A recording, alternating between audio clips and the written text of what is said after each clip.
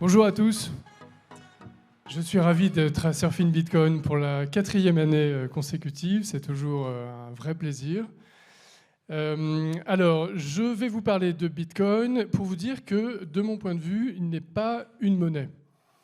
Ça me semble assez évident, mais je pense que ça n'est pas la question la plus intéressante. Finalement, la question la plus cruciale, c'est est-ce qu'il peut devenir une monnaie ? Est-ce qu'il va devenir une monnaie ? Et je pense que pour y répondre, il faut d'abord avoir compris pourquoi il n'est pas une monnaie aujourd'hui. Sinon, on ne peut pas réfléchir correctement à la suite. Et de mon point de vue, en fait, il a les qualités pour être une monnaie. Donc ça soulève un paradoxe. S'il a les qualités pour être une monnaie, pourquoi est-ce qu'il n'en est pas déjà une ? Et qu'est-ce qu'il faudrait pour qu'il en devienne une ? Et s'il devenait une monnaie, est-ce qu'il serait une bonne monnaie ? C'est un sujet différent, à condition de se mettre d'accord pas seulement sur ce qu'est une monnaie, mais aussi sur ce qu'est une bonne monnaie. Et puis, enfin, qu'est-ce qui se passe si le Bitcoin ne devient pas une monnaie ? Puisqu'en fait, c'est possible, malgré tout. Donc, pour réfléchir à ces différents aspects, je vais procéder en 6 étapes pour reprendre chacun de ces éléments, en rappelant d'abord ce paradoxe, pourquoi le Bitcoin n'est pas une monnaie alors qu'il a les qualités pour en être une. Et puis ensuite, pour répondre à 4 questions, pourquoi est-ce qu'il n'en est pas déjà une ? Qu'est-ce qu'il faudrait ? Sous quelles conditions il pourrait en devenir une ? Est-ce qu'il serait une bonne monnaie ? Et qu'est-ce qui se passe s'il ne devient pas une monnaie ? Donc, premièrement, le Bitcoin n'est pas une monnaie. Il y a 2 critères pour évaluer ça, un critère légal et un critère économique. Le critère légal est assez simple. La monnaie de la France est l'euro, code monétaire et financier. Et dans tous les pays du monde, il y a ce qu'on appelle le cours légal, c'est-à-dire que la puissance publique désigne une chose qu'on n'a pas le droit de refuser en paiement d'une dette. Un commerçant n'a pas le droit de refuser la monnaie qui a été désignée comme telle par l'État. Et dans la plupart des pays du monde, le Bitcoin ne satisfait pas ce critère. Il n'est pas une monnaie au sens légal. Alors bien sûr, il est au Salvador, en Centrafrique aussi, mais la situation est un peu plus instable. Mais ça reste absolument exceptionnel. Et finalement, ce critère juridique, il n'est pas si intéressant que ça, ce critère légal, puisqu'il y a beaucoup de situations où la monnaie légale n'est pas utilisée comme une monnaie par les gens, notamment dans les pays où il y a de l'hyperinflation. Et il y a des situations où les gens utilisent comme monnaie quelque chose qui n'a pas été désigné comme monnaie par la puissance publique. Typiquement, le cas habituel, c'est celui des cigarettes dans les camps de concentration pendant la Deuxième Guerre mondiale. Donc, si on veut aller plus loin que ce critère légal, il faut aller aux critères philosophico-économiques et se poser la question de l'essence de la monnaie. Qu'est-ce que la monnaie par essence ? Alors évidemment surgit la figure tutélaire d'Aristote, les 3 fonctions de la monnaie. Mais est-ce que c'est la bonne manière de présenter les choses, d'affronter le sujet ? Les 3 fonctions, réserve de valeur, unité de compte, moyen d'échange, est-ce qu'on ne confond pas fonction et définition ? Est-ce qu'on ne met pas sur le même plan 3 fonctions qui ne sont pas sur le même plan fondamentalement ? À mon avis, là, il y a une fonction essentielle, c'est celle de moyen d'échange. La fonction de réserve de valeur, en fait, elle est une condition pour qu'une chose puisse servir de moyen d'échange. Je ne vais pas accepter quelque chose comme monnaie si je ne pense pas que cette chose va garder de la valeur pour que je puisse la réutiliser plus tard. Donc la fonction de réserve de valeur est une condition de la fonction de moyen d'échange. Et puis la fonction d'unité de prix, en fait, elle est une conséquence. On pourrait très bien utiliser une chose comme moyen d'échange et libeller les prix dans une autre chose. Simplement, ça serait moins pratique.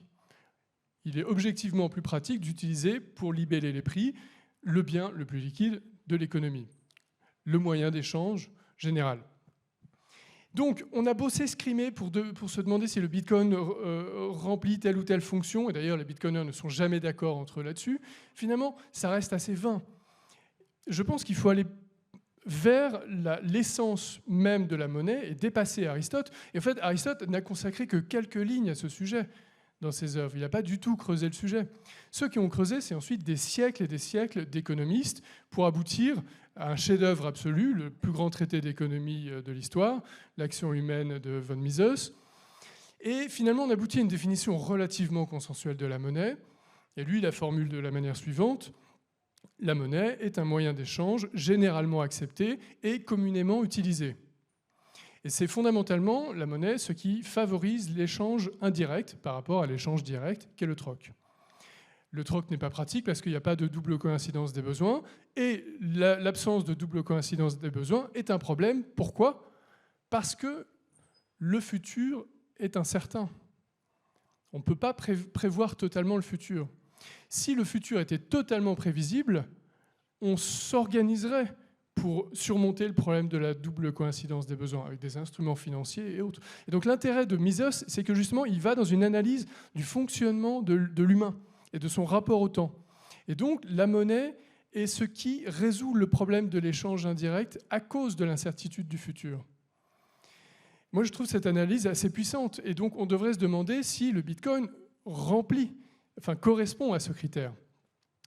Alors, a priori, non, le Bitcoin n'est pas un moyen généralement accepté et communément utilisé. Cela dit, il faut reconnaître qu'il y a quand même une petite ambiguïté, une petite imprécision sur la notion de généralement accepté et communément utilisé. Qu'est-ce que ça veut dire ? Sur quel périmètre ? Est-ce que c'est au niveau mondial, au niveau national, au niveau régional, dans un village, dans une famille, dans un groupe d'amis ?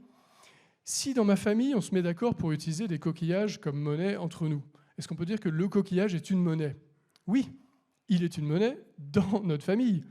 Mais fondamentalement, l'essence de la monnaie, c'est de faciliter l'échange indirect, pas entre gens qui se connaissent, mais entre gens qui ne se connaissent pas, qui n'ont pas de raison de se faire confiance. C'est ça l'essence de la monnaie. Donc le périmètre à considérer pour analyser ce critère, il doit être en fait relativement vaste. Il doit prendre en compte une foultitude de gens qui ne se connaissent pas et qui n'ont pas de raison de se faire confiance et qui ont même a priori des raisons de ne pas se faire confiance, mais qui veulent quand même échanger entre eux. Et la monnaie rend ça possible. Et donc de ce point de vue-là, le Bitcoin n'est pas une monnaie. La monnaie est le bien le plus liquide de l'économie. Elle est un pouvoir d'achat généralisé, selon le concept de Pascal Salin.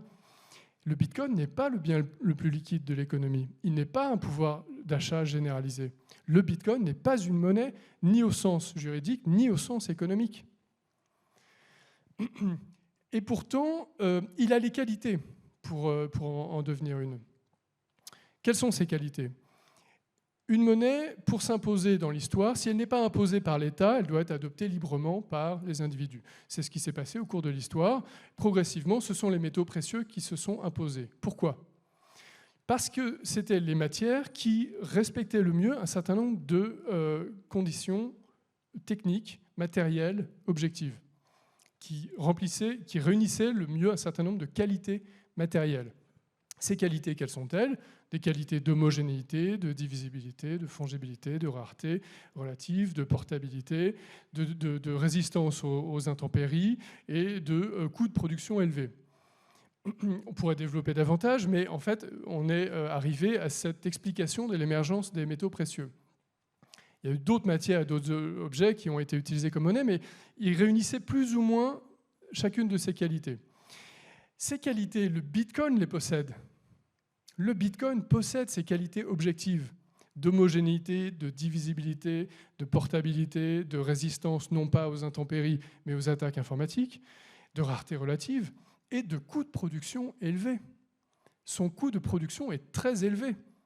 C'est ça qui le distingue des autres crypto-monnaies qui sont en preuve d'enjeu ou autres algorithmes de consensus. C'est un des intérêts de la preuve de travail, c'est de rendre le coût de production du Bitcoin très élevé. Donc le Bitcoin remplit ces conditions.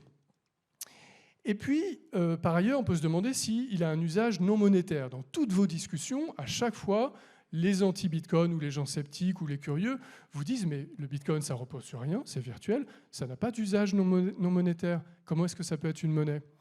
En fait, c'est un raisonnement qui est intéressant. On ne peut pas l'écarter d'un revers de main comme ça. Et une manière plus complète de l'appréhender est d'utiliser le théorème de régression de Mises. Dans ce qui est probablement le plus grand traité d'économie monétaire de l'histoire, il a expliqué que rien ne peut devenir une monnaie spontanément sur le marché si cette chose n'a pas au préalable un usage non monétaire. Et il le fait avec un raisonnement assez astucieux. Il dit, si moi j'accepte quelque chose comme monnaie, c'est que j'estime que cette chose a un pouvoir d'achat. Je vais pouvoir l'utiliser pour acheter quelque chose par la suite. Mais la personne qui me donne cette monnaie et qui elle-même l'a reçue de quelqu'un d'autre, elle a fait le même raisonnement. Elle s'est dit que cette chose devait avoir un pouvoir d'achat. La personne au-dessus d'elle aussi, la personne avant elle aussi. Et si on fait un raisonnement sous forme de régression, on arrive à la première personne, dans une situation abstraite, théorique, la première personne qui a accepté quelque chose en se disant que ça pourrait lui servir de monnaie. Cette chose-là, eh bien, à ce moment-là, n'avait pas d'usage monétaire, n'était pas reconnue comme une monnaie. Et donc, logiquement, elle avait un usage non monétaire pour avoir une valeur d'échange, pour pouvoir être utilisée pour échanger. Elle devait avoir un usage non monétaire. D'où la question, quel est l'usage non monétaire du Bitcoin ? A priori, on peut penser qu'il n'en a pas, mais le débat n'est pas si évident. Alors, on peut aussi considérer que la question du théorème de régression de Mises ne s'applique pas à la situation actuelle. Parce que Mises raisonne dans une situation où la monnaie n'existe pas encore, et elle existe aujourd'hui, la monnaie. Mais on peut aussi considérer malgré tout que ce théorème s'applique à la situation actuelle, et à ce moment-là, quel est l'usage non monétaire de Bitcoin ? Alors, il y a plusieurs possibilités, plusieurs arguments. Il y a un argument qui dit que dans les premières années de son existence, le Bitcoin était recherché, accumulé, acquis, comme moyen de collection, comme objet de curiosité pour les cryptographes, les cypherpunks, etc. C'est un usage non monétaire. Aujourd'hui, on peut considérer qu'il a deux usages non monétaires. D'abord, la plateforme Bitcoin est une plateforme d'horodatage décentralisée extrêmement efficiente, plus efficiente que toute autre solution. Or, l'horodatage, c'est un service utile, qui a des applications industrielles, financières, juridiques, pour prouver l'existence d'une donnée ou l'intégrité d'une donnée sur une période. Et c'est ce que fait la start-up Woolit en France. C'est un usage non monétaire. Et puis il y a un deuxième usage non monétaire qui est en fait une infrastructure de transfert de valeur beaucoup plus efficiente que les infrastructures traditionnelles. C'est un usage non monétaire. La preuve, l'entreprise Strike, qui développe la rémittance par exemple entre les États-Unis et le Salvador, permet d'envoyer en fait des dollars en utilisant l'infrastructure Bitcoin. Il suffit de faire une conversion à chacune des deux extrémités du transfert. Et donc là, autrement dit, on fait circuler indirectement des dollars sur l'infrastructure Bitcoin. C'est un usage non monétaire de l'infrastructure Bitcoin qui a besoin d'utiliser le jeton numérique et comptable Bitcoin. Donc, il n'est pas totalement absurde de penser que Bitcoin a un usage non monétaire aujourd'hui. Ce qui va plutôt dans le sens de l'idée qu'il a les qualités pour être une monnaie. Alors, on peut penser que la technologie va continuer à s'améliorer. Je pense au protocole RGB, peut-être que d'autres usages non monétaires vont se développer. Ça n'est sans doute pas une condition nécessaire pour que Bitcoin devienne une monnaie, mais ça pourrait faciliter cette évolution. Et puis, il y a la question du passage à l'échelle qui est pratiquement résolue aujourd'hui avec le Lightning Network. On peut aujourd'hui maintenant faire un nombre de transactions quasiment infini sur des montants infiniment faibles, de manière instantanée, pour un coût négligeable, et en plus en respectant relativement mieux la vie privée et sans coût énergétique additionnel. Donc ça facilite son usage monétaire potentiel. Mais s'il a les qualités pour être une monnaie, pourquoi est-ce qu'il n'est pas déjà une monnaie ? Alors en fait, le critère, enfin, la raison la plus intuitive et la plus évidente, c'est évidemment sa volatilité. Il est extrêmement volatile, c'est un fait, c'est un inconvénient, c'est une réalité. C'est une réalité en même temps qui est parfaitement compréhensible, logique, mécanique, prévisible, peut-être transitoire. Pourquoi est-ce qu'elle est logique et inévitable ? C'est parce que le Bitcoin est très récent, il n'y a pas encore de prix de marché d'équilibre, c'est nouveau, les gens le découvrent, il fait l'objet de spéculations, et par ailleurs, sa capitalisation de marché par rapport aux marchés financiers et monétaires mondiaux est microscopique. Ça veut dire que Bill Gates, qui veut acheter des bitcoins, il peut en acheter beaucoup, beaucoup d'un seul coup, et donc avoir un impact sur le cours. Donc c'est naturel. Donc critiquer Bitcoin pour sa volatilité actuelle, c'est sans doute faire fausse route. C'est s'attaquer à un phénomène qui n'est pas critiquable en soi, qui est parfaitement compréhensible. Et puis, il y a une autre raison pour laquelle Bitcoin n'est pas encore une monnaie, c'est en fait l'inertie, l'habitude. Il est rationnel pour chacun d'entre nous de chaque jour utiliser la même monnaie parce qu'elle a déjà fait ses preuves et qu'on ne va pas chaque jour se poser la question de quelle monnaie serait plus efficace. Il y a forcément énormément d'inertie. Dans l'histoire, les nouvelles monnaies mettent des siècles à émerger. Et donc, là aussi, c'est parfaitement compréhensible. Ce n'est pas problématique en soi. Et puis, une des raisons majeures du fait que Bitcoin n'est pas une monnaie, c'est la loi. Ce sont tous les freins imposés par la puissance publique dans le monde entier, freins réglementaires, fiscaux, qui dissuadent l'utilisation du Bitcoin comme moyen d'échange et qui font peser des contraintes lourdes, excessives et déraisonnables sur les entreprises de l'écosystème, sans parler de la diabolisation culturelle et politique stimulée par les pouvoirs publics. Donc les pouvoirs publics qui critiquent Bitcoin en disant qu'il n'est toujours pas une monnaie et qui sont eux-mêmes en partie à l'origine du fait qu'il n'est pas une monnaie, ça a quelque chose d'assez stupéfiant. Alors, est-ce que le prétendu problème écologique de Bitcoin pourrait être un frein à son adoption comme monnaie ? Je ne pense pas. Il s'agit d'un sujet différent. Ça n'a rien à voir avec ses qualités de moyens d'échange potentiels. Par ailleurs, accessoirement, il n'y a pas du tout de problème écologique du Bitcoin, mais je n'ai pas le temps d'en parler. Je vous incite à lire l'excellente synthèse d'Alexandre Stashchenko, qui par ailleurs sera sur cette scène dans 20 minutes, si vous avez la patience d'attendre, et qui parlera de ce sujet très brillamment. Alors, s'il a les qualités pour être une monnaie, sous quelles conditions peut-il en devenir une vraie monnaie ? D'abord, évidemment, il faut que la volatilité diminue. C'est évident. Est-ce que c'est possible ? Oui, si l'adoption se poursuit, si le cours augmente, Bill Gates, si le Bitcoin atteint progressivement 100 000 ou 500 000 $, Bill Gates pourra acheter moins de Bitcoin. Donc il aura moins d'impact sur le cours du Bitcoin. Donc si le cours augmente à long terme, la volatilité diminuera mécaniquement. Mais est-ce qu'on n'est pas dans une sorte d'aporie pour que la volatilité diminue, il faut que l'adoption progresse, mais pour que l'adoption progresse, il faut que la volatilité diminue. Est-ce qu'on n'est pas un peu piégé dans cette situation ? Là, il y a un raisonnement de bon sens, c'est qu'on voit que les dernières années, l'adoption se poursuit malgré cet inconvénient de la volatilité. Et donc, pourquoi pas supposer que ce processus va se poursuivre ? Il n'y a pas de raison a priori de penser qu'il ne va pas se poursuivre. Mais ça, seul l'avenir le dira. Ensuite, il faut quand même que l'expérience utilisateur s'améliore. Ces dernières années, il y a eu des progrès majeurs dans la facilité d'achat, de stockage, de revente, d'utilisation des bitcoins. C'est quand même bien plus pratique qu'il y a quelques années, mais ça reste quand même très compliqué.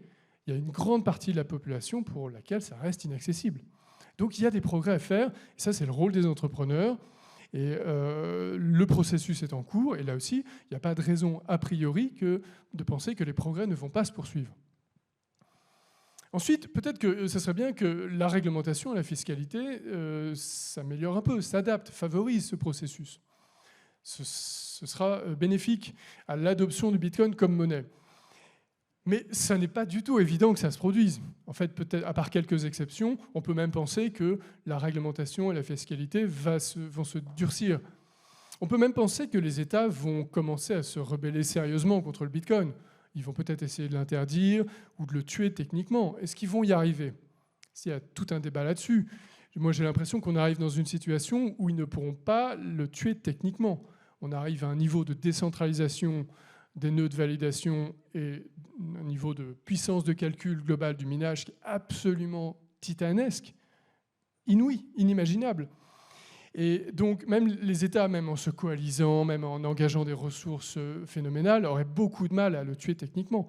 Alors ils peuvent l'interdire et persécuter les utilisateurs. Peut-être que ça peut freiner considérablement l'émergence de Bitcoin, mais est-ce que c'est suffisant pour le tuer ? Sans doute pas. Et là aussi, l'expérience le montre. Les pays qui ont essayé de faire ça, en fait, c'est pas très concluant pour eux. Donc, il n'y a pas tellement de soucis majeurs de long terme à avoir sur cet aspect. Et puis, il y a le contexte économique et particulièrement monétaire. Les politiques monétaires du régime fiat contemporain sont intrinsèquement inflationnistes. Leur nature, leur essence, est d'aboutir à plus de création monétaire que ce qu'il y aurait dans un système de monnaie privée. C'est leur raison d'être. Donc il y a une restriction monétaire aujourd'hui, mais elle est sans doute temporaire. Et si les politiques monétaires deviennent plus accommodantes dans les années qui viennent, ce sera un facteur de stimulation de la demande de Bitcoin comme réserve de valeur et puis progressivement comme moyen d'échange. Alors il y a des critiques de Bitcoin qui disent que en fait, c'est paradoxal parce que finalement le Bitcoin aurait d'une certaine manière besoin des banques centrales pour émerger. Moi je pense que cet argument est un peu sophistique. C'est un peu dire la même chose qu'un radeau de sauvetage a besoin du naufrage du Titanic pour prouver son utilité. Le Bitcoin est le radeau de sauvetage du Titanic monétaire. C'est comme ça qu'on peut le voir. Alors, si il arrive à s'imposer comme une vraie monnaie, est-ce qu'il sera une bonne monnaie? Ce n'est pas si évident, ce n'est pas le même sujet. Et c'est quand même une question importante si on s'intéresse à Bitcoin et si on croit en lui. Mais il faut se mettre d'accord sur ce qu'est une bonne monnaie. D'abord, s'il s'impose, hormis les cas ponctuels où il est imposé par l'État, ce qui est vraiment une situation totalement incongrue, il s'imposera par l'usage spontané des utilisateurs, par l'adoption libre et volontaire des utilisateurs dans une concurrence acharnée. Il y a des milliers de crypto-monnaies et celle qui gagne, par définition, est meilleure que les autres. La concurrence dans tous les domaines incite les producteurs à fournir le meilleur au service du consommateur pour un prix le plus faible possible. C'est la vertu de la concurrence. C'est un des aspects majeurs qui explique le décollage économique extraordinaire de l'humanité depuis quelques siècles. Pourquoi ce processus bénéfique de la concurrence ne jouerait pas en matière monétaire ? Il y a une concurrence entre monnaies nationales, mais sur un territoire donné, il n'y a pas de concurrence réelle puisqu'il y a le cours légal, qui est un monopole, un privilège octroyé par la puissance publique.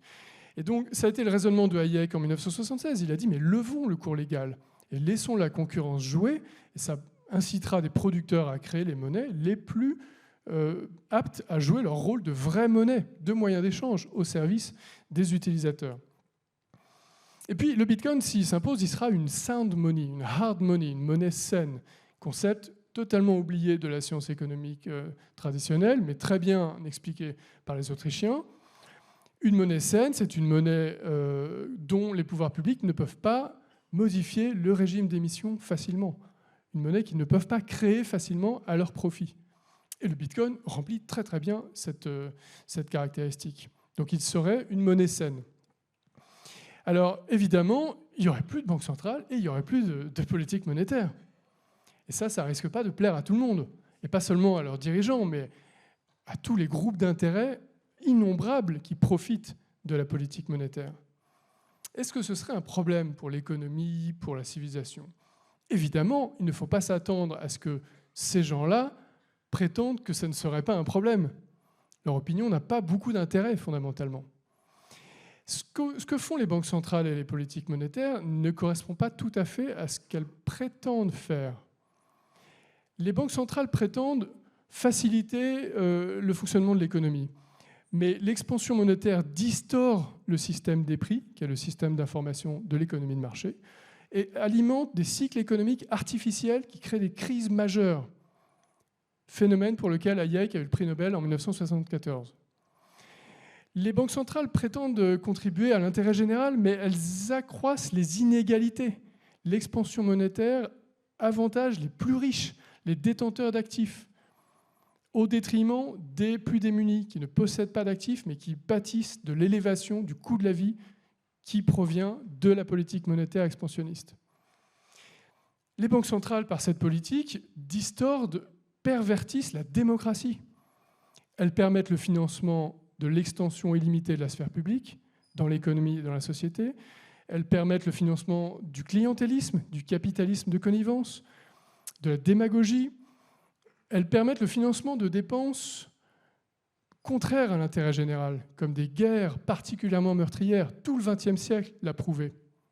On n'aurait pas pu faire la Première Guerre mondiale sans supprimer l'Eternal War et financer sans limite la pire boucherie de l'humanité. Donc, si les banques centrales et les politiques monétaires disparaîtraient, est-ce que ce serait vraiment une tragédie ? Est-ce qu'on peut craindre une inflation des bitcoins ? C'est une question intéressante. Beaucoup de sceptiques se la posent. Moi, je vois deux aspects dans ce sujet.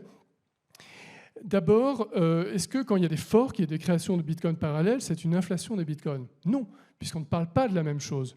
C'est comme si, à côté d'une vraie part de pizza, en faisant plein de dessins de pizza et en les multipliant, on disait qu'il y a eu une multiplication des parts de pizza. On ne parle pas de la même chose. Ça n'est pas une inflation de bitcoin. Et puis, le deuxième aspect, c'est est-ce qu'il y a un risque d'accélération de la production de bitcoin? Nakamoto a prévu un mécanisme extrêmement ingénieux qui évite ça. C'est l'ajustement de la difficulté du minage qui a lieu toutes les 2 semaines et qui ajuste cette difficulté à la puissance de calcul présente en moyenne sur les 2 dernières semaines, pour éviter qu'un mineur qui aurait beaucoup de puissance de calcul arrive à miner plus vite des blocs, et donc à créer des bitcoins plus vite, créer une inflation non désirée. Donc ça, c'est vraiment pas un sujet problématique. Est-ce que pour être une bonne monnaie, le bitcoin aurait besoin d'une monnaie complémentaire comme l'or a eu besoin de l'argent? Non, parce que l'or a eu besoin de l'argent, parce que l'or avait beaucoup plus de pouvoir d'achat et n'était pas pratique à utiliser pour les petites dépenses. Mais pour le bitcoin, il n'y a pas cet inconvénient parce qu'il est très divisible. Il est divisible en 100 millions d'unités et c'est un paramètre ajustable consensuellement. Donc il n'aura pas besoin de monnaie complémentaire, de type Litecoin ou autre. Est-ce que le bitcoin serait excessivement déflationniste? Je rappelle que le régime d'émission de bitcoin est désinflationniste, puisque son rythme d'émission diminue dans le temps. Le nombre de bitcoins émis toutes les 10 minutes est divisé par 2 tous les 4 ans, ce qui aboutit à cette fameuse asymptote à 21 millions vers 2140. La déflation, contrairement à une opinion très répandue, n'est pas un problème en soi. Ça dépend du type de déflation. Celle à laquelle tout le monde pense, c'est les déflations qu'on a vues au XXe siècle, qui s'accompagnent de crises douloureuses, de chômage, de credit crunch. Mais d'où elles viennent en général? Elles viennent du résultat de la politique monétaire, de retournement de cycle et de restriction de la politique monétaire après des phases d'expansionnisme excessif, ce que montrent très bien les Autrichiens. Mais dans un système Bitcoin, ce phénomène n'existerait pas, puisque la politique monétaire n'existerait pas. La déflation saine, celle qui a aussi existé dans l'histoire, c'est une déflation qui est une baisse des prix générale à long terme, plus ou moins progressive, et qui est due à l'augmentation de la concurrence, à l'augmentation du progrès technique, à l'augmentation de la productivité globale de l'économie. C'est un phénomène naturel, sain, légitime, et tout à fait favorable pour les consommateurs, et pas seulement pour les consommateurs, aussi pour les entreprises. Les profits des entreprises ne sont pas forcément acceptés, puisque même si leur chiffre d'affaires peut diminuer à long terme, leurs coûts diminuent aussi. Donc leurs profits peuvent se maintenir.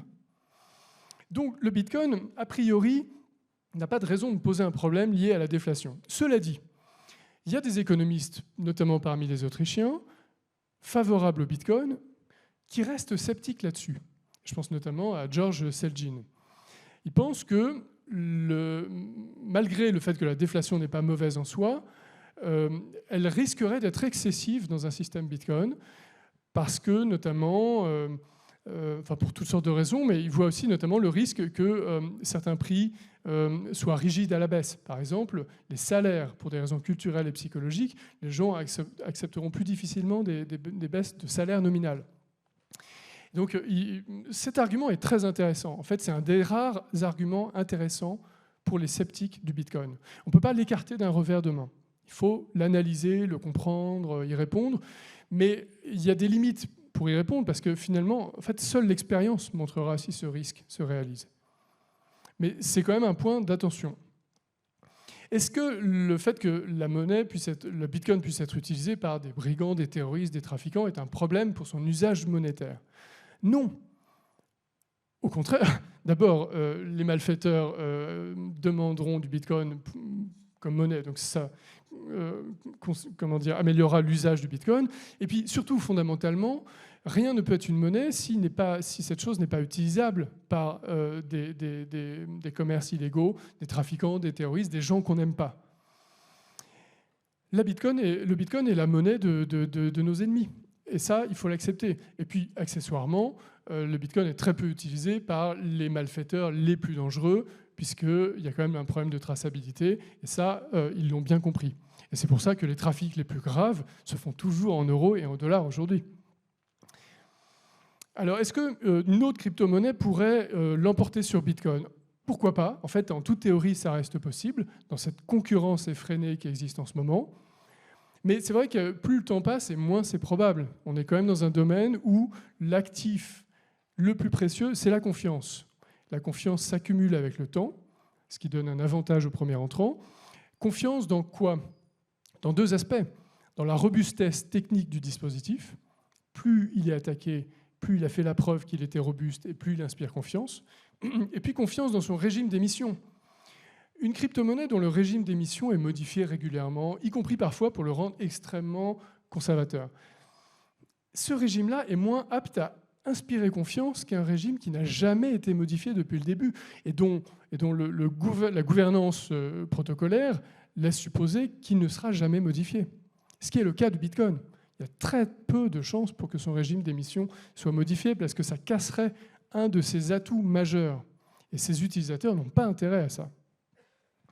Donc, plus le temps passe et plus la fameuse phrase de Saylor, le patron de MicroStrategy, « There is no second best », a des chances d'être correcte. Qu'est-ce qui se passe si le Bitcoin ne devient pas une monnaie? Après tout, c'est possible. Il se peut que le Bitcoin ne devienne pas une vraie monnaie. Certains pensent que ça n'est pas si grave parce qu'il pourra continuer à jouer un rôle de réserve de valeur. Moi, j'ai un peu de mal à croire à ce scénario parce que je pense qu'une partie de l'explication du fait qu'il peut être utilisé comme réserve de valeur vient du fait qu'on pense qu'il a un avenir monétaire, que potentiellement il sera demandé par des milliards de personnes pour servir de moyen d'échange. Si cette perspective disparaît, qu'est-ce qui pourrait expliquer qu'il puisse rester une réserve de valeur à long terme? Le fait qu'il soit limité en quantité n'est pas suffisant. Deuxièmement, certains pensent qu'il pourra continuer à jouer un rôle de plateforme technologique pour rendre des services non monétaires. Là encore, je n'ai pas de certitude absolue, mais je ne suis pas totalement convaincu parce que cet usage non monétaire, il passe quand même par le fait que cette plateforme est hyper sécurisée. Pour qu'elle soit hyper sécurisée, il faut que les mineurs aient une incentive économique sous forme de ce jeton qui est émis. Ou sous forme de frais de transaction après 2140. Mais là, on revient au problème précédent. Pour que ce jeton ait une valeur ou un potentiel d'appréciation, est-ce qu'il ne faut pas qu'il ait une perspective d'usage monétaire? Donc, ce sont des sujets intéressants, on ne peut pas les épuiser maintenant, mais globalement, moi, je ne suis pas tout à fait convaincu. Donc, j'ai plutôt l'impression que soit le Bitcoin devient une monnaie et il atteint des niveaux inimaginables et on se battra pour ramasser des petits satoshis partout où c'est possible, soit il ne devient pas une monnaie et à ce moment-là, il tombe à zéro. Je ne vois pas de scénario intermédiaire à long terme. Évidemment, à moyen terme, tout peut se passer. Mais à long terme, d'un point de vue logique, j'ai du mal à voir autre chose que ce scénario. Et donc, finalement, en conclusion, on a vu pourquoi il n'était pas une monnaie, pourquoi il pouvait en être une, comment il pourrait en devenir une, qu'est-ce qui se passerait s'il en était une, qu'est-ce qui se passerait s'il n'en devenait pas. Mais finalement, est-ce qu'il n'est pas en train de devenir une monnaie? De plus en plus de gens l'utilisent comme une monnaie. De plus en plus de gens pensent qu'il va être une monnaie et donc en acquièrent pour cette raison. Et donc il y a un phénomène autoréalisateur. Ce processus semble lancé. Le Bitcoin n'est pas une monnaie, finalement, il est une monnaie en devenir. Certains refusent encore ce constat. D'autres l'acceptent en s'en inquiétant. Et puis d'autres, et je me range dans cette catégorie, et vous aussi j'imagine, d'autres pensent que c'est finalement un des rares motifs d'espoir dans ce monde où tout s'effondre. Le Bitcoin est en train de devenir une monnaie, et personnellement je pense que c'est un des phénomènes les plus fascinants de notre époque. Je vous remercie.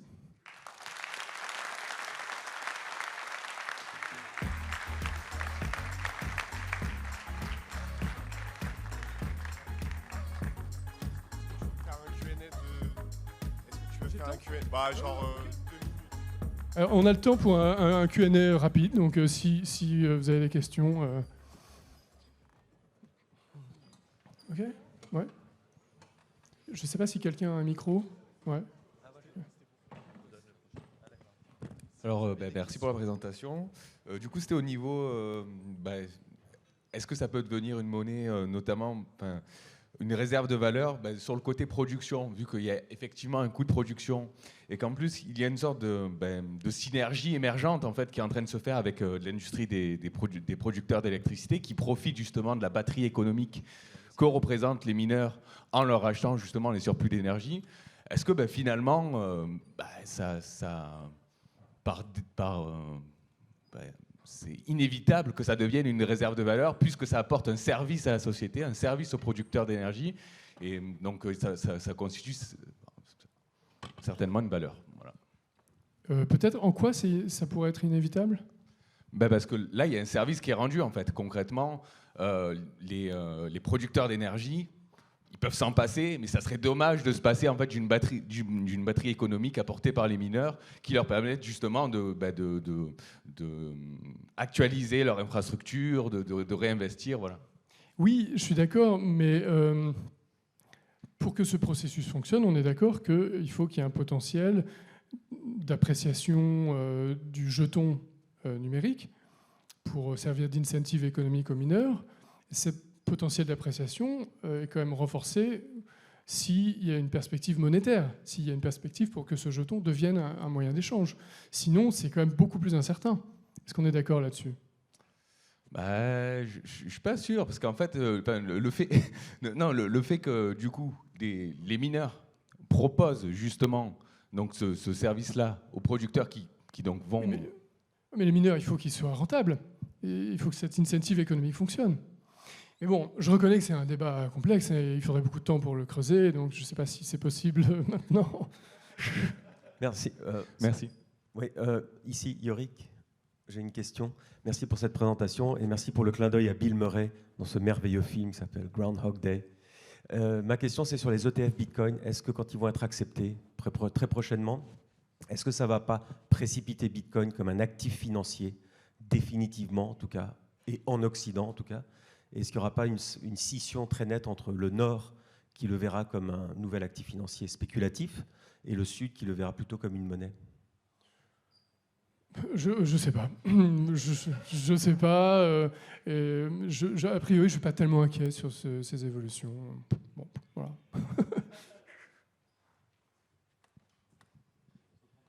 Bonjour, merci pour cette présentation. Vous avez montré que l'aspect déflationniste de Bitcoin n'était pas un problème par rapport au prix des actifs et des biens.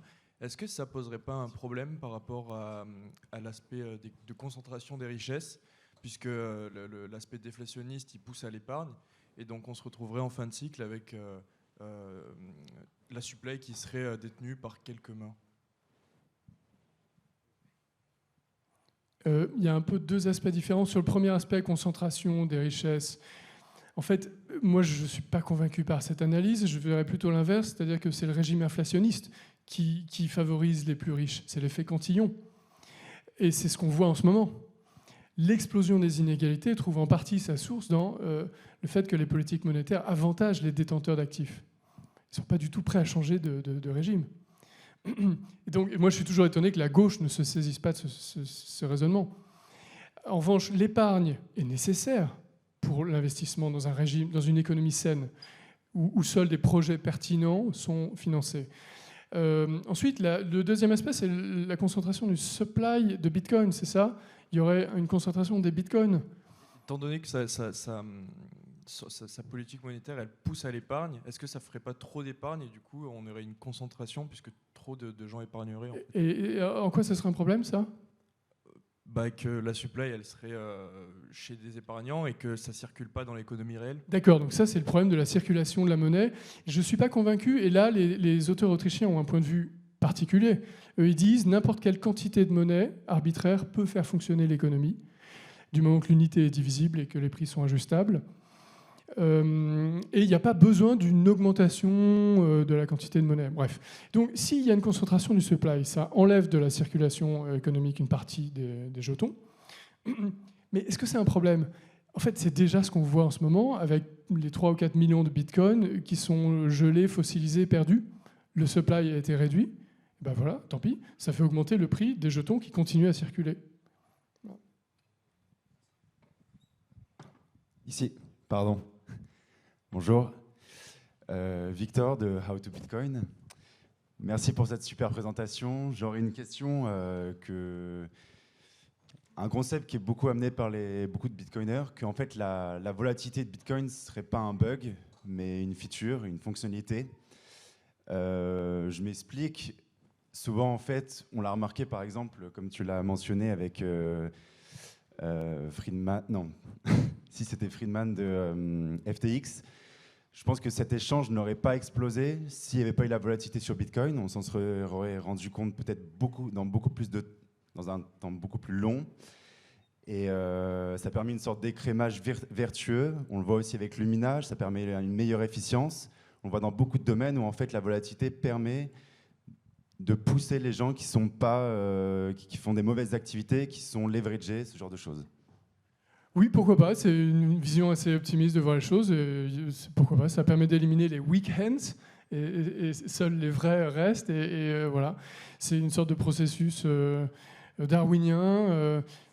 Je ne sais pas si ça a été pensé comme tel par Nakamoto, en revanche. Mais en tout cas, c'est ce qui est en train de se passer et on peut en voir le côté positif. Ouais. Mais en revanche, on est d'accord que c'est probablement un phénomène transitoire, destiné à se résorber mécaniquement, progressivement, si le cours augmente à long terme. J'aurais juste une toute petite question. Aujourd'hui, on évalue la valeur de Bitcoin avec le dollar.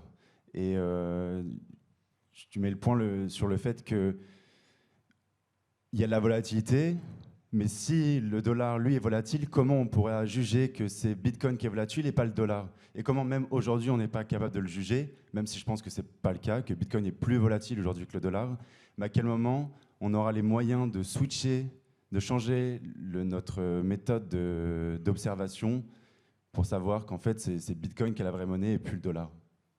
Je ne sais pas très bien, mais on peut déjà aujourd'hui étudier la volatilité par rapport à des paniers de biens et services, et pas par rapport à des dollars. La volatilité du Bitcoin par rapport à une Lamborghini par exemple. Combien de Lamborghini je peux acheter avec des Bitcoins? Ça, je pense que ça se mettra en place progressivement et que c'est une question un peu technique et pratique qui sera résolue au fur et à mesure. Je crois qu'il faut qu'on arrête là. Merci beaucoup. Au revoir.